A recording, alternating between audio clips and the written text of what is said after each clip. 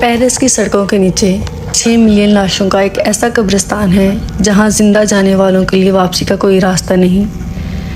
Paris के ज़ेरे ज़मीन कब्रिस्तान में 6 मिलियन से ज़्यादा इंसानों के ढांचे मौजूद हैं, लेकिन सियाहों को इसका सिर्फ एक छोटा सा हिस्सा दिखाया जाता है।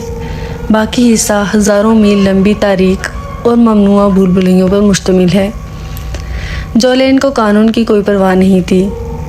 वो एक कैटाफाइल था, यानी एक ऐसी मुहिम जो गैर कानूनी तौर पर ज़ेरे ज़मीन दुनिया को छानने का शौकीन हो, और आज रात वो एक पुराने अफसाने की तलाश में था, ममनुआ हिस्से की गहराई में, जिसे सेक्शन 14 कहा जाता था। एक ऐसा खुफिया कमरा था जिसकी दीवारें 14वीं सदी की राहबों की खोपड़ी से बनी थी, और वो एक बड़ी चट्टान के पीछे छुपा हुआ था। जोलेन के पास एक हेडलैम्प, एक फालतू टॉर्च और डार्क वेब से ख़रीदा हुआ एक हाथ से बना नक्शा था। वो पेरिस के एक अस्पताल के करीब बने तंग रास्ते से रेंगता हुआ इस ज़ेरे ज़मीन अंधेरे में उतर गया। वहाँ की हवा फौरी तौर पर यकबस्ता हो गई और इसमें से सड़ती हुई मिट्टी और सदियों पुरानी नमी की बू आने लगी। 40 मिनट तक वहाँ सिर्फ एक ही आवाज़ थी, जोलेन के बूटों की, जो टखनों तक गहरे कीचड़ वाले पानी में चल रहे थे। दीवारें इतनी तंग होती जा रही थी कि इसे झुककर चलना पड़ा। इसने घड़ी देखी, रात के 11:15 हुए थे। वो एक तेज़ मोड़ मुड़कर इस रास्ते पर आ गया जो नक्शे में भी नहीं था। अचानक दीवारों का मंजर बदल गया। अब वहाँ पत्थर नहीं थे, बल्कि इंसानी टांगों और हाथों की हड्डियाँ तरतीब से चुनी हुई थीं, और इनके ऊपर खोपड़ी की कितारें थी जो अंधेरे में जोलेन को घूर रही थी। जोलेन रुक गया। यहाँ का सन्नाटा अलग था। ये सिर्फ आवाज़ का ना होना नहीं था, बल्कि ऐसा महसूस होता था जैसे अंधेरा इसके कानों के पर्दों पर दबाव डाल रहा हो। फिर इसे एक आवाज़ आई, टप टप टप, जैसे आगे कहीं पानी में कोई छोटा सा कंकर गिरा हो। कोई है? जोलेन ने आवाज़ लगाई, लेकिन हड्डियों की दीवारों ने इसे की आवाज़ को फ़ौरन निगल लिया। कोई जवाब नहीं आया। इसने अपने खौफ को दिल से झटका और आगे बढ़ा। रास्ता एक जगह बंद हो गया। वहाँ एक बहुत बड़ी चट्टान गिरी हुई थी, लेकिन नीचे मिट्टी के पास एक छोटा सा सुराख था जहाँ से एक इंसान रेंग कर गुजर सकता था।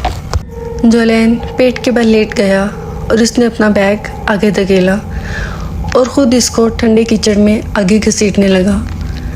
ऊपर की चट्टान इसके पेट से रगड़ खा रही थी।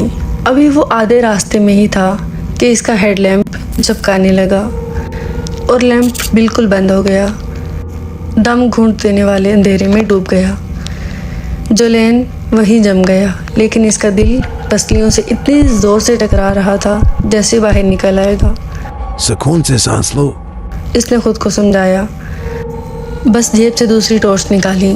जैसे ही इसने अपना हाथ हिलाया, इस सुराख के बिल्कुल दूसरी तरफ से, जहां इसका सर फंसा हुआ था, एक आवाज़ आई, किसी के गीले और भारी सांस लेने की।